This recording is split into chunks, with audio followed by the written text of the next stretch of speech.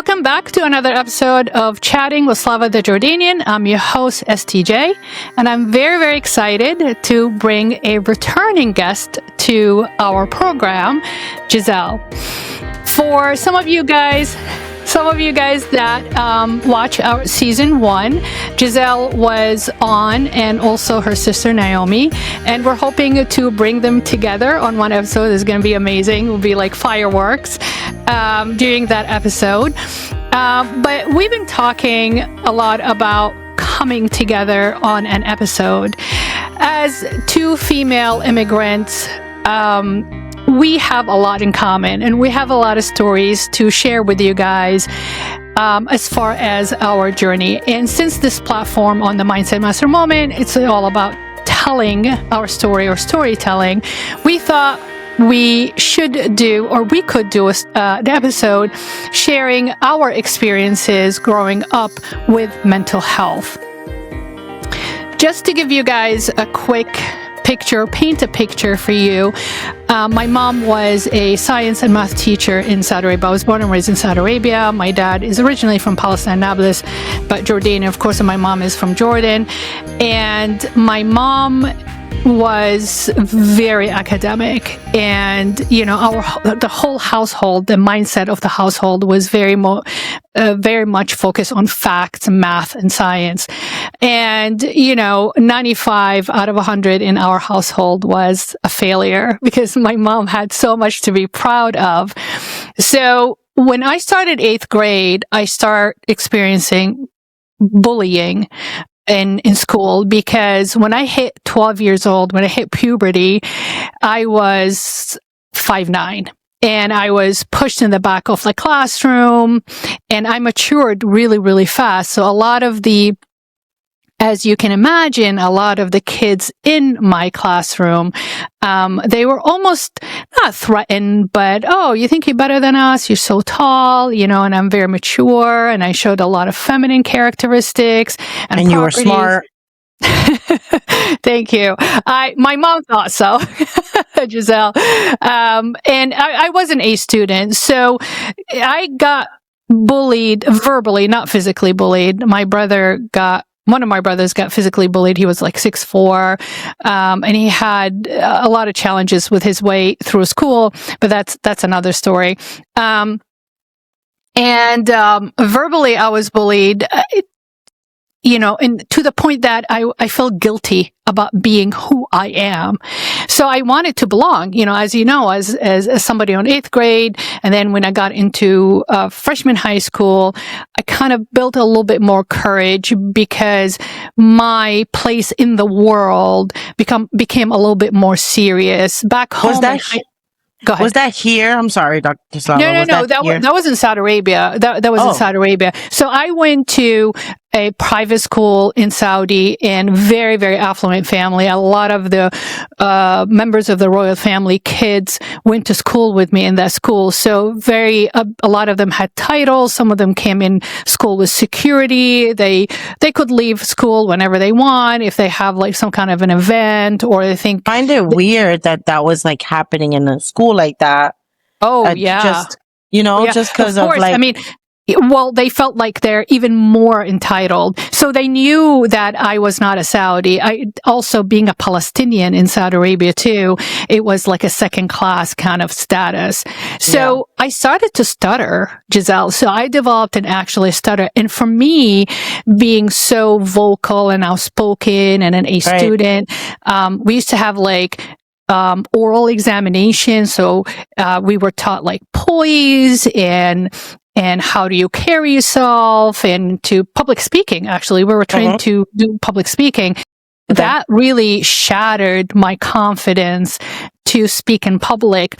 And the fact that they put me in the back of the class, I'm like, what's wrong with me? I mean, it's not my fault. I'm very tall. The pictures on the back of the class, graduation from 8th grade into high school, I'm back of the class. So to me, I couldn't understand why. And I translated that or processed that into a punishment. And I wished not to be tall all my life. You can ask my mom. It's like, I hate being tall. I hate being tall. I refused to buy clothes. I just wanted to be like in jeans and t-shirt. My mom's like, wear a dress, wear a skirt. It's like, no, it's going to make me even taller. you know, being like a long dress and long skirt. My long legs and stuff I know, like that. exactly. And my mom's like, no, you should really embrace it. You got long arms. You got wider shoulder. This is what fashion likes. And I'm like, no. Exactly. And of course, I did not want even more bullying because like, ooh, look at you. You like have model measurement, which I don't. But to them, you know, kids is like, oh, you can wear things that I can't wear, especially with shorter girls in school. So I developed the stutter and I went to my mom and it was, you know, tagged with it a little bit of anxiety. So I went, my mom was like, what's wrong with your grade? I'm like, I don't know. I don't want to talk about it. And she goes, no, you need to tell me exactly what's going on in school. So I did not want to tell her because to me, it felt like it was a weakness that I could not figure out that stuttering part. And I could not understand what was going on with this. Like, why the hell I'm stuttering? Do I have like a neurological issue? Am I mental? Like, why was it like a stutter and not something else, right? Is that what you were like kind of like trying to figure out? Yeah. So having the stutter, like standing in class to the point that when my teacher used to call on me, I used to stutter and she's like, oh, and the kids will start laughing. And she goes, okay, sit down. I'm like, oh my God, I didn't even get the chance to, I knew this stuff. Like I knew my material, but I couldn't get the chance to answer the question because the teacher didn't even have the patience for me to figure out the stutter instead of saying, you know, to the class, okay, quiet down, give her a chance. Let her finish. And she knows me, you know what I'm saying? Like she knows that I know my stuff, but they, you know, that was the mindset back then. They just didn't care. They didn't have time for us. And adults, you know, supersedes the kids. Adults back then, adults are not there to accommodate kids. Kids are accommodating adults. So when my mom found out and she goes, what do you mean you stutter? I'm like, Mom, that's why my grades are suffering because this, you know, I explained to her exactly what happened in class and that's the whole process. And she goes, why are you stuttering? Like, what's wrong with this? Like, well, I get bullied because I'm making fun of my height and stuff. And she goes, who cares? I'm like, I care. You're not there. Because you're the one that's dealing with it in school. Every single day. Yeah. But she expected an 8th grader, a girl, to be mature enough emotionally, mentally to say, oh, that's not going to bother me. Just ignore it. Well, I couldn't ignore it, you know, not because I knew those kids were right, just because I did not understand why was it affecting me in a way that I couldn't even process that knowledge and I couldn't perform. Do you know what I'm saying? You couldn't understand your mental health in that sense. Yeah, there was no such thing, to be honest. She was just like, get over it. Exactly. My mom's like, go pray for 5 minutes, which is like meditation. Go take a nap. Go play outside with your brothers. Do you want a snack? Won't you watch like Snow White or Cinderella? You'll feel bad about yourself. You'll get over it. That's her, you know. And again, I don't blame my mom for it because she dealt with it the best way she knew how to deal with it. Because going back to the title or the topic of this episode is mental health. Mental health for me growing up did not exist because our parents worked so hard being an outsiders from Jordan and Palestine into Saudi Arabia. They had more important things to worry about. They worried about putting food on the table. They worried about, raising us in a way academically, socially, even, you know, emotionally for our family to be proud of them as, proud of them as their own product. It's like we are their product. So, but it's fascinating. Of course, you create that belief system that, okay, you know, mental health doesn't exist. I just gonna plow through things. Just go, keep going. And then at the end, you move to a Western society, you know, and you get older, and then the dust settles. And then you tell yourself, what the hell is going on? Why do I feel that way? I never felt this before. Where did I learn this? Where is this coming from? So I know it's not, I'm trying not to like dump all that on this episode, but that's basically the topic and the reason why I wanted Gisselle to come on. And thank you so much for coming on, because when I shared that, of course, when I shared that with you, I just, you forget how many people or how many immigrants, especially female immigrants, go through that. So let's start talking about, where does mental health, whether it did or did not, and if mental health actually played a role in your upbringing? Well, I don't know if you remember, Dr. Slava. I was born here. So my mom was not. So my sister and I were born in New York. She kind of implemented, what she got as far as like mental health from her mom, because I don't know if you remember the story, but my mom was given away as a child. So with that, just knowing that in itself, I feel like she suffered a lot of mental health as far as like not knowing how to show love, not knowing how to be empathetic.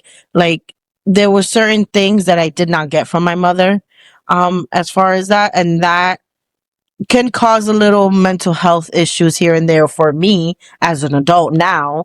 But I try to, now that I have a kid, I try to not put that same, I guess, upbringing towards him.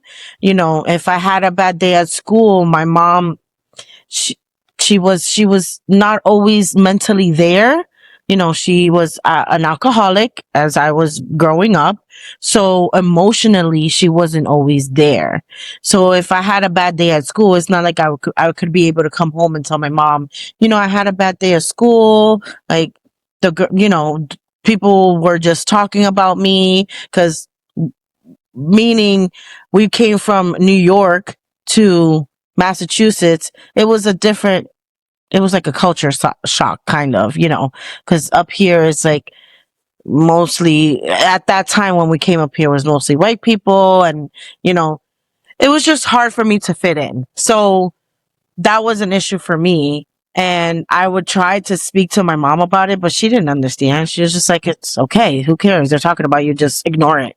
It wasn't more of like, and how does that make you feel, Gisselle? Like trying to get through my mental health, So it was very difficult because she didn't get it. So I couldn't expect more from her than what I really got, to be honest. No, I get it, because that's exactly, I felt my mom was, and I'm not sure that's the case with you, I just felt like my mom was embarrassed for me to say something's wrong with me. And because they're so proud. What do you mean something wrong? I made you. There's nothing wrong with you. So, exactly. My mom said, get over it. And my mom was like, I can't get over it. And that's when, we just had our quarterly meeting with the whole brand. And one of the things that I addressed or mentioned, my mom always used to tell me, don't ever compare yourself to anybody else, and don't ever compete with anybody else but yourself. Right. But it's really hard not to do that. And I used to tell her, that's like, Mom, you're not with me for 8 hours in school. You're at home. So all you see is the final product of the time I spend in school. Right. But my mom couldn't understand like why I could not focus on school, why I was not strong enough, that I got distracted by what other people say. And I used to get angry and say, they don't have the right to mess with me just because they are entitled, they are privileged, they are affluent, because if I get in any of these girls' face, I would get in trouble, because they have connection. They are very, very, very well connected. And a lot of their families are the one that actually donating to our school to keep those private schools, girls' private schools going, getting higher education or high quality education than public high school for girls. So there was a lot of part of it. It was a lot of politics that played into it that made me bite my tongue. And Wow. as I got older, because there's like this social, it's like the Gilded Age, there's this So that's social. something else that you had to like worry about. A part that they were actually making fun of you. You also had to worry at that young age, what it was going to be like socially for you yourself and your family. So that's hard. Yeah, because they knew they can get away with it, and they Mm. knew that I had to bite your tongue. It's like, and I was like, don't even go there. But I Oh my couldn't until I God. got into high school. And the funny Mm. thing is, my cousin, she has HRH title, she was 2 years younger than me. So she couldn't even, I mean, she's a princess, part of a royal family, Right. but she was younger than me. So she looked at me for protection. And here I Oh, am, was like, help. And she was like, I can't, I'm just a kid. If I was eighth grade, right. she was in sixth grade. What is a sixth grader going to do? Not Right. until I got into high school, she's starting a little bit when she's in a good mood. And if she was happy with me, she will kind of, use her dad and her royal status as a leverage. And if she was in a good mood, and when she was in a good mood, she's like, Mhm. you're on your own. She hung me, basically. She threw me to the wolves. But My yeah, goodness. that put even more pressure because, Yeah. if I would have said something, it will get back to my family, and then it will hurt my Yeah. family status. The status is Yeah. already vulnerable and sensitive. So, but, in your case, um, it's fascinating to me though, how especially moms transfer that power to us. I did not get a break. You're not going to get a break. And because Right. I did not get a break for a reason that I understood, or reasons that I was taught, then that's the only tool that I have. It's not because they did not want to help us. That's all they knew. Now Right. as an adult, now you're a parent, I have a little bit more sympathy and forgiveness towards my mom, because now knowing what I know going through life, is like, well, what else she could have done? She could have not done Yeah. anything. She was so focused at like finish school and get the hell out of here, Mhm. just make your own kind of life. Do you feel that way? Do you feel that, hey, it is what it is. She did the best she can. Do now that I'm an adult and I have a kid, like before I had my child, no, I blamed her for a lot of the things that happened in my life. Um, but now that I think back, I'm just like, she did what she actually could, like what she knew as far as like mental health. Cause I know for a fact in DR, they do not believe about, maybe now because it's more modern and stuff, but before, they did not believe in like mental health. It's like, what's wrong with you? Go take a shower. Like you said, go take a shower, go take a nap, like go for a walk. Like there's no mental health thing here. If you had mental health, you were considered crazy and you had to go to a crazy institute because what you're feeling is not normal. But now it's like I speak to Rudel and I sit him down. I ask him every day, how was school, because I want to know how his day went. I want to know if there was something that bothered him and how we could talk about it and how we could get through with it. Maybe he needs to see his counselor in school. Like, I'm okay with him being not okay, and how we could deal with it. I don't know if my mom would have gone to those extent. Like, I don't know if she would go and speak to somebody in school for me if I was having an issue. Like, because there was a language barrier. So, maybe she didn't want to put herself in that position where she wasn't going to be able to like understand the person that is telling her what happened in school. Like that was another issue too. Like, she knew English but not enough, and I wasn't that fluent back then to like try to translate to her what they're saying, you know so that was an issue. But So part of it is the social stigma, right? right. I think because, oh, my daughter's going to see a therapist. Like, no, society can't handle that. Let's just Exactly. let's just plug that member out of society and hide them because, we are too proud to admit that our society has, mental challenges. That's number one. Exactly. Number two, that must have been really hard on your mom. I mean, despite the alcoholism, trying to probably numb even her demons or shut down her own demons, the language barrier, like, a lot of that generation, they were so proud that they didn't want to make mistakes, or they don't want to even admit, I can't do this. I don't understand it. I can't help you.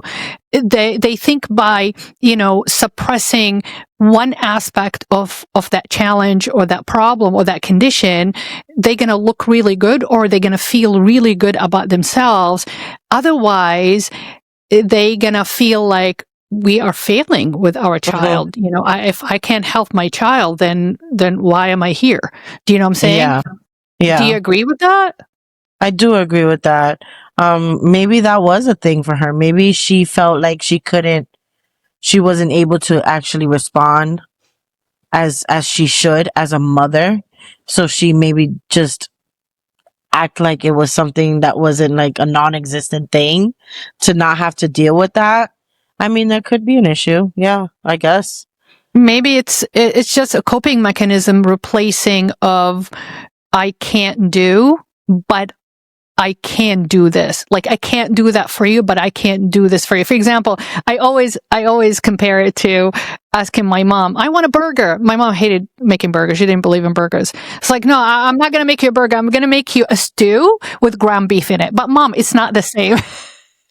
Well, you can dip it. You can dip it with piece of bread. It's the same. It's a burger is not gonna go down as a burger. It's gonna go down as ground beef and Pieces. bread and pieces, right? So what's the difference? Tomatoes. Yeah, exactly. I was like, Mom, no, I want a stackable burger. It's like, no, you don't need that. I'll make you a stew. It'd be a lot better.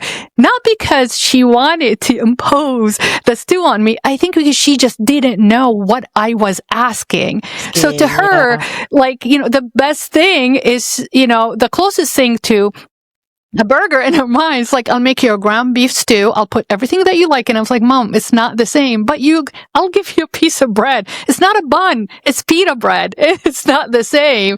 But I want to give her some benefit of the doubt because, like we said, she did the best she can. But so how do you deal you're born here and as a fifth generation American.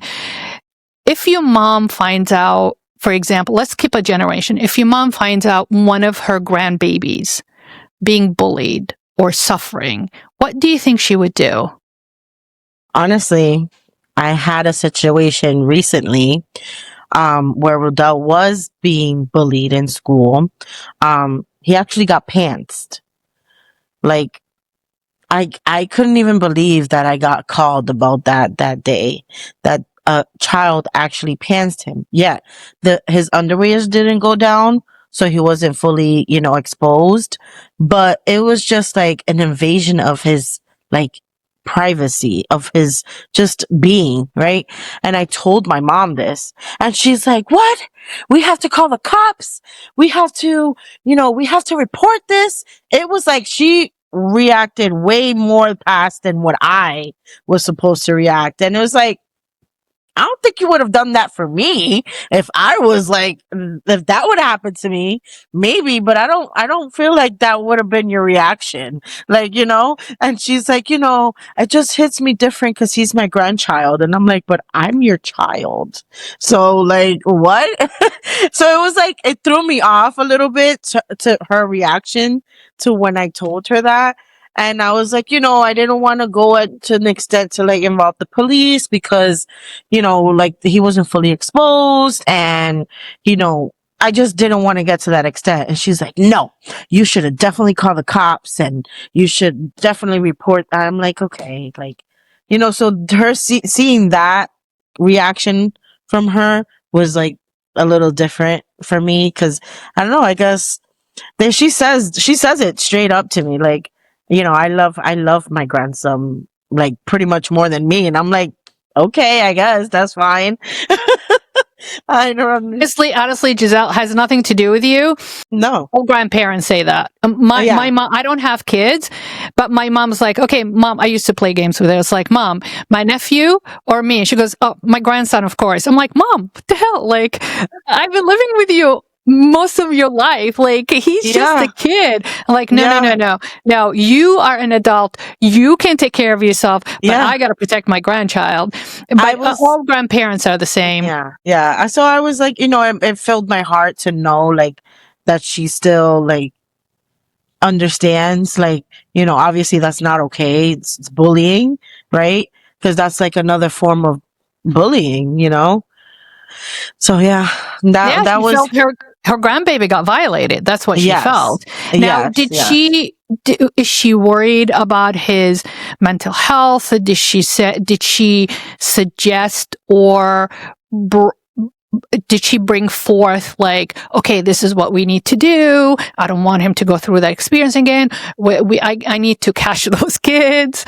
Like, all she said was, you need to make sure that it's reported, or you need to involve the police. She didn't say anything about, make sure he speaks to somebody about that. I went out of my way to contact the assistant principal and speak to her about the situation and tell her that he wanted to speak to somebody about the situation, because I asked him how he was feeling after that. And he said he was angry, that he wanted to hit the kid, but he didn't, because he knew that it would affect me. So he thought about me when that happened. And I'm like, I wanted to cry, because that's like such a selfless act for him to do that, to think about how I am going to feel if he would have hit him. That. Oh my God, Gisselle, I'm holding my tears back and I am covered in goosebumps.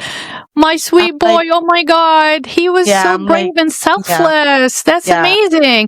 But that's a credit to you that you taught him something.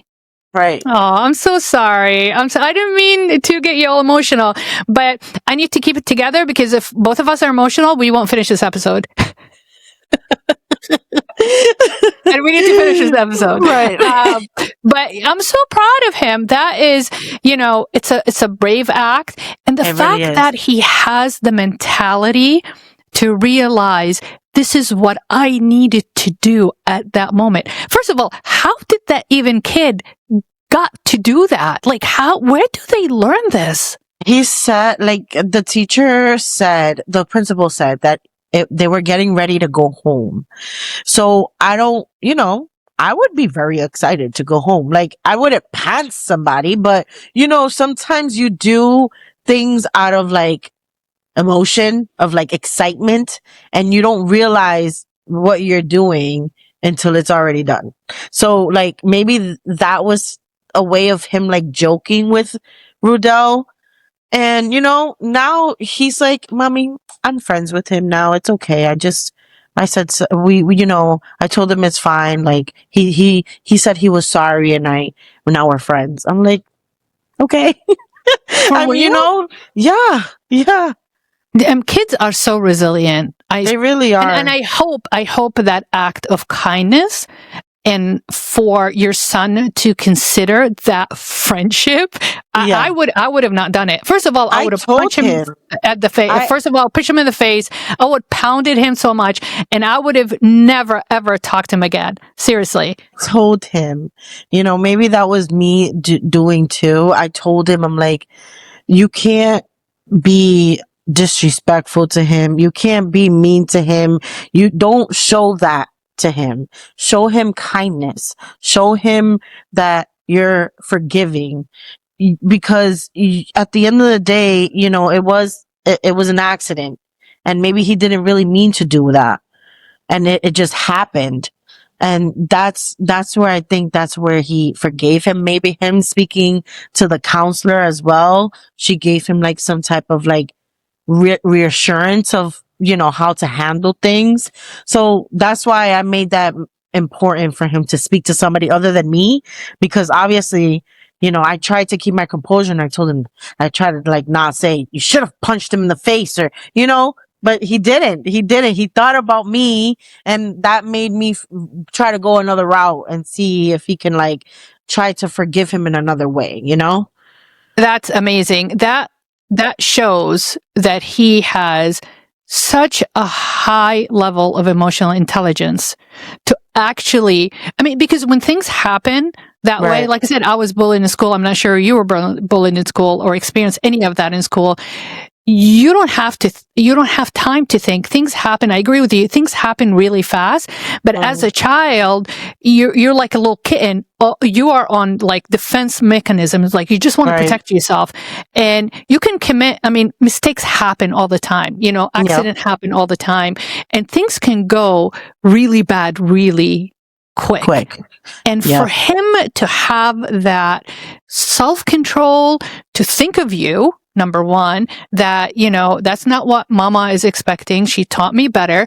Number two, he went above and beyond that and show mercy, compassion, and understanding and forgiveness for a child his age. That takes a very high level of emotional. Like, I want to give you all the credit, Gisselle, but I think he has even more than that. Innately, I think naturally, he has the ability to do that. And that's just amazing. So do you channel any of your experiences through him? Or you never, you know, did you ever go through like experiences like that in school, being bullied or mean girls or anything like that, or not really? Because I know you mentioned you had your brother was your protector. Yeah. Yeah, I did, but not so much. It was more or less like when I first got here from New York, like when we first moved to Mass. It was like I was like a culture shock for everybody. You know, there was uniform, so we had to wear blue and white. So blue, white shirt, blue pants, blue shirt, blue pants. So, but I don't know if it was like my other attire. I had a North Face. People didn't wear North Face jackets over here. It was not like a thing, you know. My sneakers, like it was like a different type of sneakers, like style. Like I just I stood out. I stood out. And that was not something that girls liked, you know, because I stood out above all of them. And then I was like a heavier set girl. I've never been skinny. So that was like another thing, another issue. But I was kind of popular. So, because of my brother. So that's, you know, he was always like a grade or two above me.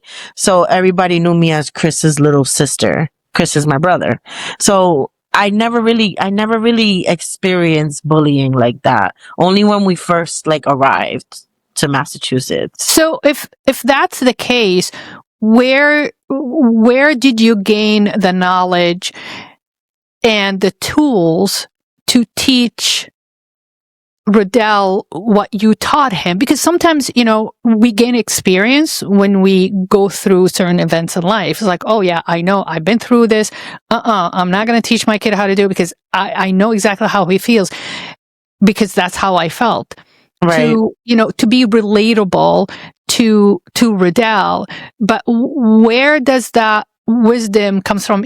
Could be just you educating yourself with that, or is it just talking maybe to Nayo, your sister, and it's like, okay, hey, this is exactly how we gonna, you know, approach this challenge or this crisis with my son?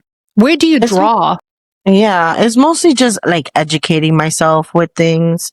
You know, obviously I deal with the public every day. I feel like patients are bullies sometimes, so I have to deal with that. You know, I see that, and I feel like I'm really good at what I do because I continue to show compassion and I still show kindness, even though people are cruel, not on a daily basis, but most of the time.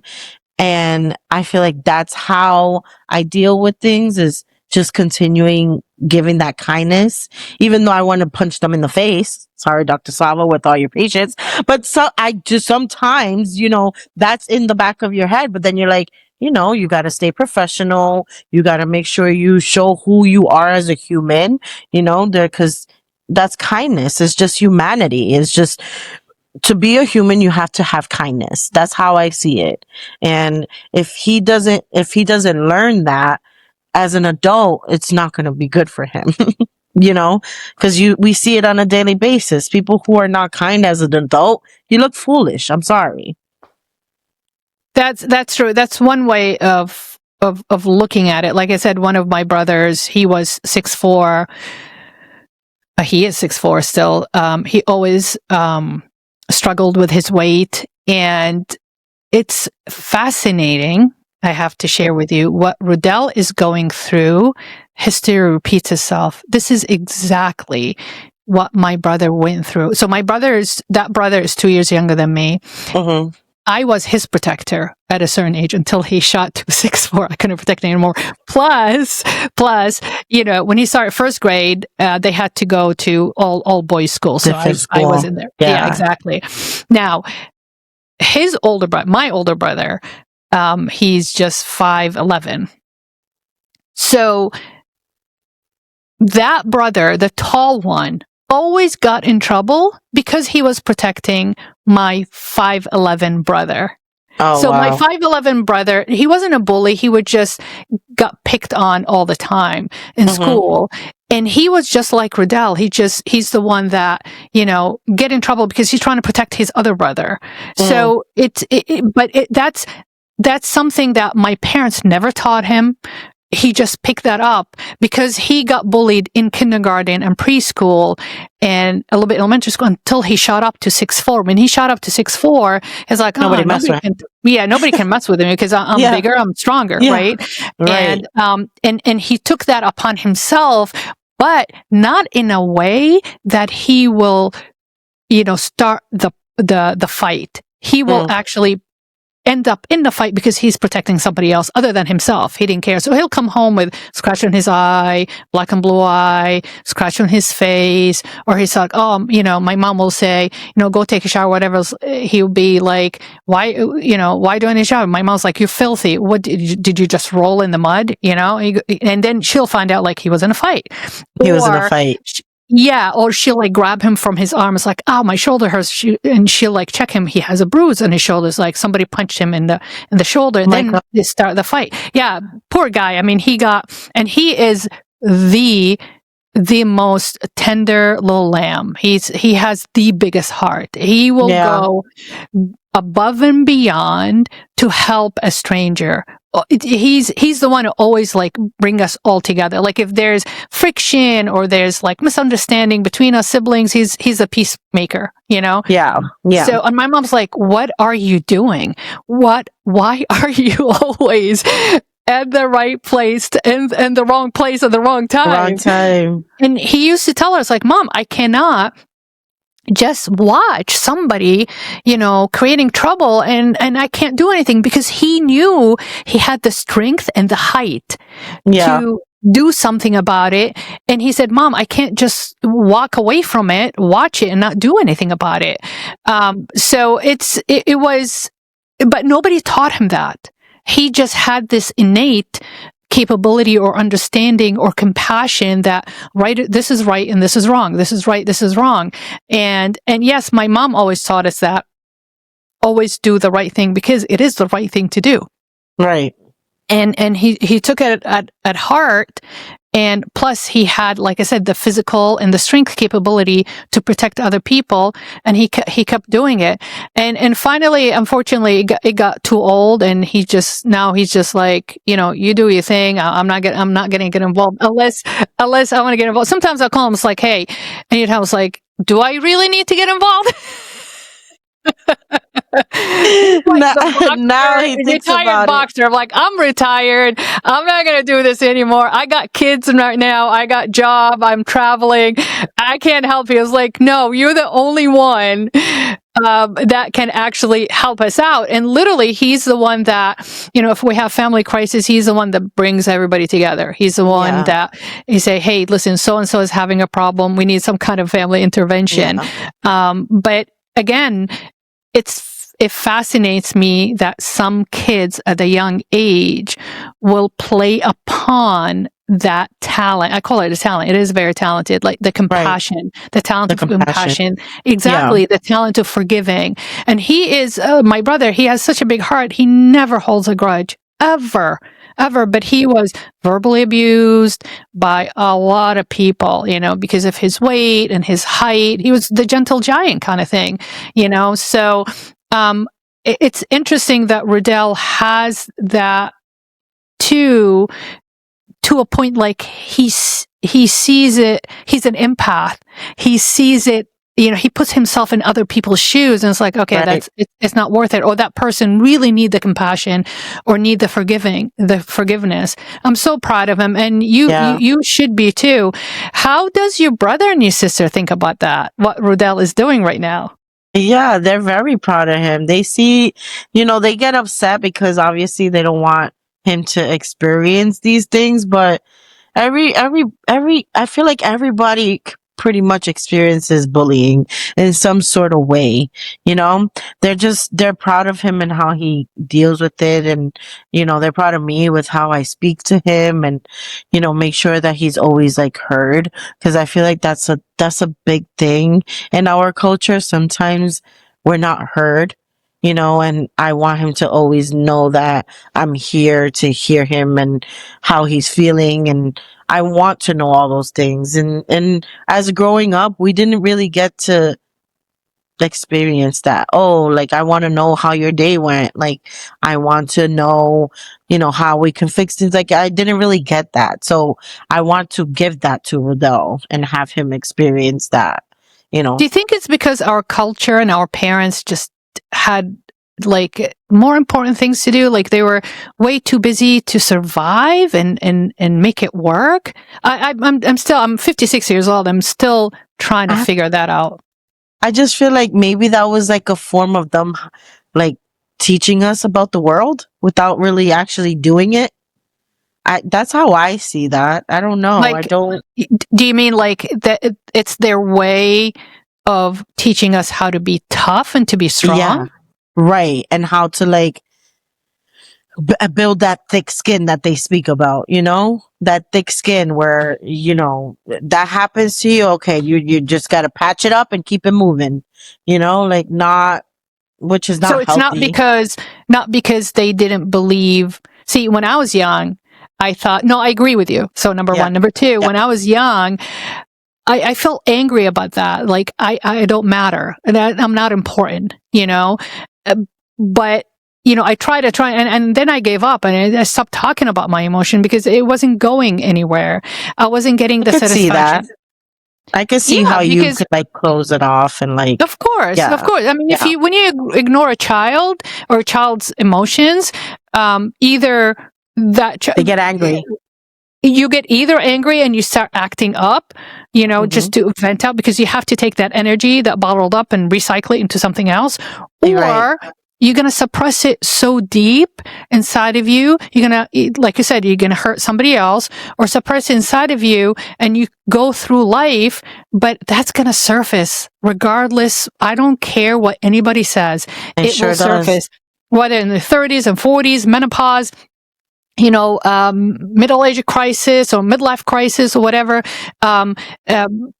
changing life event can trigger that. Those are what they call it triggers, which I don't understand. I didn't understand it before, but now, like you said, dealing with patients and managing patient expectations, patient anxiety, fear and anxiety, emotions, especially these days, mental health is huge right now, which is, we are fortunate to live in it, but sometimes it's a little bit too much, but at least there are the resources, there's the knowledge, there's the science, there's the education to help people that struggling and suffering. But when my emotions got ignored as a child through even high school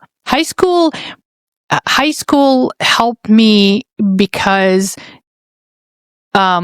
I had to focus on my future. As a second-class citizen in Saudi Arabia, I had to work really, really hard to keep it together, because if I didn't, then I won't have the grade to get out. Do you know what I'm Right. saying? Like, I Right. didn't want to be stuck in Saudi or Jordan. So in order to come to the United States, it's like, okay, let's just bottle all this up, put it in a container. Let's focus on getting out. That's what I Yeah. was focusing on. So Yeah. I just got so I submerged myself into school, taking exams, taking extra curriculum, classes or, tutoring or whatever, just to make sure that I had the GPA and I had the means to be qualified to get accepted here in the United States. So that was high school. But before high school, because all my emotions got ignored, I struggle. I went back and forth. Is okay. Either I'm crazy. This is not real. I'm making it up, or I don't matter. And that got me a little bit. I mean, now I realize I think I went through a little bit of depression because I remember my grades suffer, to the point that I told my mom, I was like, I don't want to even go to school because nobody cares. If you guys don't care, I don't really care. And my mom flipped out. It was crisis mode. Like she wanted to shut down the whole house. I was like, no. I did not work really hard. I did not leave home. Yeah. I did not leave everything I love and everybody I know for you to give up. And I said, but I keep telling you, Mom, like, I cannot focus. There's something wrong. Exactly. Like I can't focus in school because I'm getting bombarded with all the stuff. And she said, just ignore it. But I can't ignore it because it's distracting. This is me talking to my mom. Like I used to tell her, Mom, it's distracting. Like I can't focus because I'm worried about if I open my mouth or if I act that way, somebody's going to throw words. And she used to say, these are just words. It wasn't physical. It was all verbal. And I said, they are words, but why am I hurting if they are words? Something seriously is wrong. And I struggled. Like like I said, my GPA dropped 8th grade, 9th grade. And then when I got into high school and realized the timetable, like the clock is ticking, it's like, all right, I can't deal with this now because I need to get out of here. But I feel that I convinced myself that I needed to focus to get out. And it's almost like another way for me to seek help. So subconsciously thinking, if I get out of this society and this culture into more advanced Western culture, I can deal with that later and I can seek help later because, the West care about this stuff. And just like having like a second generation American, Riddell is, and you first generation American, things are better and more available for him than for you guys. So your sister and your brother, they never experienced any of that, right, in school? I'm not sure about my sister, and I know for sure my brother didn't. It was just like, he just kind of like fit in. It was just, at times I'm just like, wow, how do you do this, bro? But it was just like, he was just, I don't know, he was the cool guy. Like everybody just liked him. And I don't think he experienced it, but I'm not sure, So because he never really spoke about anything like that. Yeah. I hope so. I hope that he didn't feel like I'm not comfortable talking about that and nothing happened. But how is the relationship between Riddell and his uncle? Oh my God, he loves him. I wish he would like be around him more because he's an electrician, so he works like long hours. But when like we recently just went to Six Flags and they were getting on all the rides together, like he loves his uncle. Yeah. When he goes over, he makes him do yard work, so they do yard work together. he that's loves cool. it. Maybe that's where he got. I mean, I'm not trying to, belittle your efforts. I mean, you're an amazing, an impact because I see you at work all the time. The way that you manage people expectation and your influence on people, just your energy is amazing. But having that a family member from the mom's side as a male figure, I'm sure they talk about things. I'm sure. Yeah. Oh Yeah, yeah, I'm for not sure. diminishing Rodell's ability. I think Oh that kid yeah. has the natural ability to have such a high level, emotional IQ. But I bet you anything there is some kind of, influence on him. Yeah, Yeah, he does get, and he's everything to his dad. So his dad is very much in his life, and his uncles from his dad's side too. His dad has two brothers, so he's very much he has a lot of support from men, right? You want to say other yes. than just me, Yeah, but I yeah, mean, I know these days it doesn't really matter, but a boy his age, that's a very sensitive age right now. So, I mean, and our culture, we believe on, sisters support each other and the boys have to right, support each other. But right. that's really important. So if let's move forward. Let's say Riddell now is in college, high school, and then college. Oh my God, I don't want to think about that Don't yet. cry, don't cry. I don't want you to think about that. Just for like a little second. Okay. What do you think Riddell is going to end up doing? Honestly, Dr. Slava, I really feel like this kid is gonna be like something big, like engineer. Like he's gonna own like his own company and like something software. I just he loves computers. He loves like figuring things out. He likes to like literally, I don't know how else to say that, but he likes to like figure things out. You think If he'll be there's like an app developer and make it something big one day? something. I feel like he likes to like, oh, this and this connects, so I'm gonna connect it. Like that's the type of person he is. Oh yeah, it works when you connect it. Like he likes to break things down and build them back up type thing. And who does he remind you of? I don't know. I Nobody. don't nobody. I'm not like that. Typical mom was like, nobody. My baby is special. There's nobody Oh like my God, he him. is a very special boy. I love him. He's so sweet, and he He gives loves the best you. hugs. He He does. loves you. He really Oh, thank you. does. And I have his picture on my desk. I love that class picture. It's amazing. He's very serious with his classes and Very, very very. serious. Yeah, he's so adorable. So we are actually. I can't believe we're almost Already. coming to the end of our hour. I know, and I Keep could like I talking. said, oh, we can definitely keep talking. I think we're going to keep talking after we shut this off. So, what would be your advice for a young mom with the DR culture as an immigrant, whether she's born here, raised by first generation immigrant American, having children here? What would you tell her what to watch for and how to deal with things, especially mental health, Yeah. anxiety, and children's stress?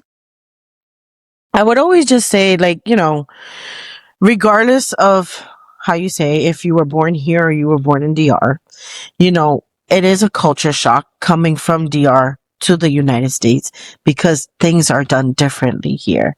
Meaning, if your child is experiencing any type of mental health, whether it be bullying or, just things that are happening at home, there's always resources. Don't try to do it alone, because when you try to do it alone, it's kind of like limited. You never want to limit yourself with anything. You always want to make sure you have options for yourself and your child. You know, our culture makes it seem like we can't deal with it outside of our home. It's always like you got to deal with it in your home and nothing comes out of that home, because if it does, then other people get involved. And it's okay. That's okay for other people to get involved, because they give you an outside look of how to deal with it in different manners. That's not just your inside home, because that's not always the best. And that's the advice that I give. Just be open. Yeah, and that's very important, right? So mastering an unlimited mindset by eliminating limited beliefs. So Right. remember, we come here with a specific belief system. Like you said, don't talk to anybody outside of family. Don't share that because it looks bad, basically. And that's the guilt. Right. They throw that guilt blanket at us and we're like, I don't want to do that. Exactly.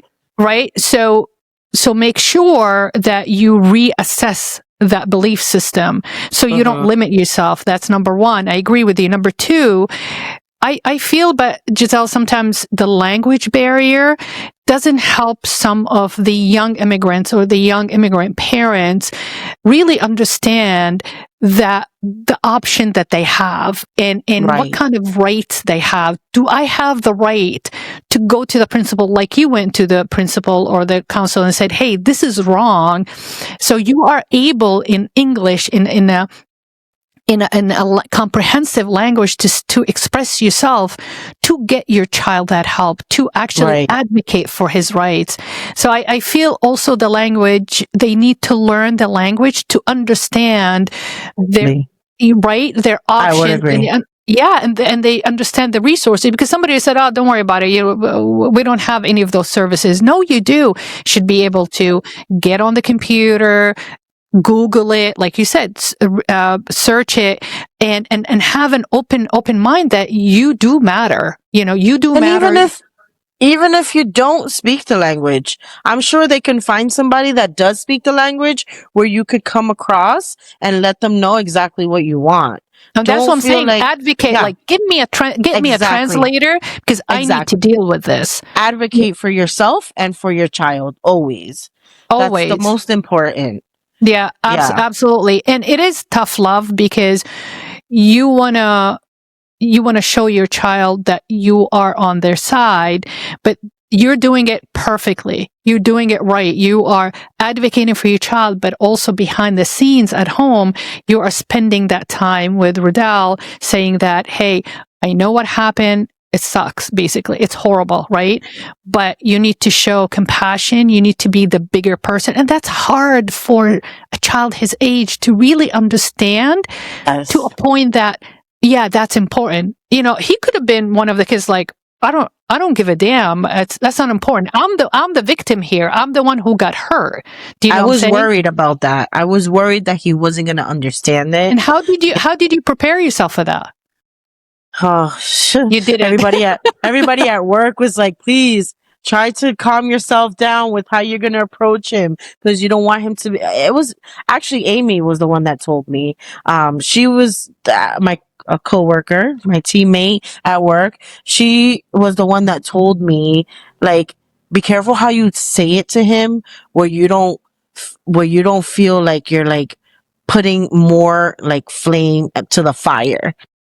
Yeah, pressure on him. So just be careful how you approach him. Just ask him how he feels about it. Like, don't be like, you should feel mad and angry. And I'm like, you're right. Cause honestly, I wanted to tell him like, it's okay. Like I told him, it's okay for you to feel mad and angry about it, but let those feelings surpass you. And then, think about what if that would have happened? What if you were the one that was doing? Pretty much. That don't act upon your feelings. Exactly. And ask, don't tell, right? That we teach that in you work, teach right? that, Dr. Slava. Right. Ask, don't tell. Exactly. And answer the question with another question so you can get to the bottom of it.